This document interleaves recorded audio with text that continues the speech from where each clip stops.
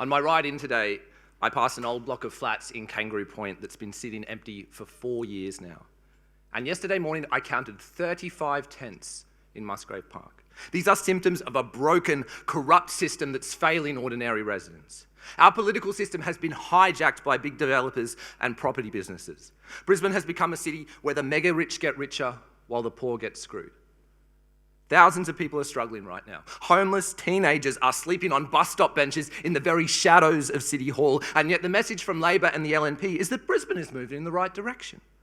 Their response to the worst homelessness crisis in living memory is to keep following the same strategies and policies that got us into this mess. Whereas the Greens believe a better world is possible. But even more crucially, we believe that deep systemic change is essential if we are to fix the current housing crisis and deal with even bigger economic and environmental challenges on the horizon. We want to transform our city to make it better connected, more sustainable and more beautiful.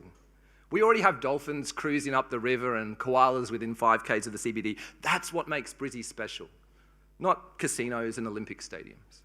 We envisage a city where natural green spaces are protected and restored, where the arts and late night entertainment are celebrated and supported, and there's more to do in the evenings than losing all your money on the pokies. But most importantly, our vision is for every Brisbane resident to have affordable, secure, well-designed housing. To achieve this, we need to break the property industry's undemocratic influence over our city council. Over the past decade, Brizzy has been inundated with poorly designed private development without enough investment in the supporting public infrastructure and facilities. But working as a city councillor for 7 years, I realised that whenever the rate of new housing construction got so high that it looked like property prices might start to stabilise, developers stopped building. They delayed or cancelled projects, and in some cases even held off on selling completed apartments, leaving them vacant for months rather than sell them at a discount. This is why we can't place our faith in profit-driven developers to get us out of the housing crisis. Developers don't want rents and property prices to fall. Major developers act like a cartel, intentionally restricting the supply of housing and land to keep prices high. To fight this, the Greens want to introduce a vacancy levy on investment properties that are left empty for more than 6 months. Existing vacant homes would be rented out or sold, helping thousands of people to get off the street. And commercial landlords would have to stop rent gouging small businesses, dropping their asking rent to retain tenants. Most importantly, by discouraging land banking and penalising speculators who hoard real estate, the vacancy levy would put significant downward pressure on land values. That would also lower rates bills for owner-occupiers and make it cheaper to build new homes.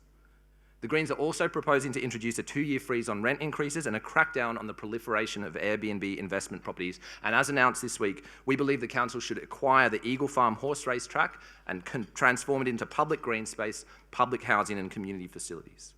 We also need to transition our city towards a more sustainable and equitable transport system. Instead of wasting hundreds of millions of dollars widening roads, we want to invest in pedestrian crossings, footpaths, separated bike lanes and traffic calming so that residents have safe, convenient alternatives to driving. We also want to revolutionise public transport, upgrading the frequency and coverage of existing bus routes while also creating 15 new high-frequency routes that run directly between suburbs. Someone travelling by public transport between Mount Gravatt and Rockley shouldn't have to ride all the way into the city and back out again. Under our plan, you'd have a direct bus service every 15 minutes, 7 days a week. Perhaps most importantly for those who are struggling financially, we want to roll out free public transport, starting with free transport for kids. Some politicians will try to scare you by falsely claiming that the only way to fund better public and active transport is to put up residents' rates. That's because they want to keep wasting your money on toll tunnels and Olympic stadiums. It's because they don't want to make property developers pay their fair share. This election, voters have a clear choice. You can keep voting for the 2 major parties who are happy with rising rents and house prices, cowboy developers building on the floodplain and overpriced buses that only come once an hour, or you can vote for the Greens, who want to stand up to this corrupt system and change things for the better. I don't expect everyone to agree with every single one of our policies. But if you agree we need to stop big business running our governments and put people's needs before corporate profits, you should give the Greens a go. A better world is possible. We don't have to settle for the crumbs.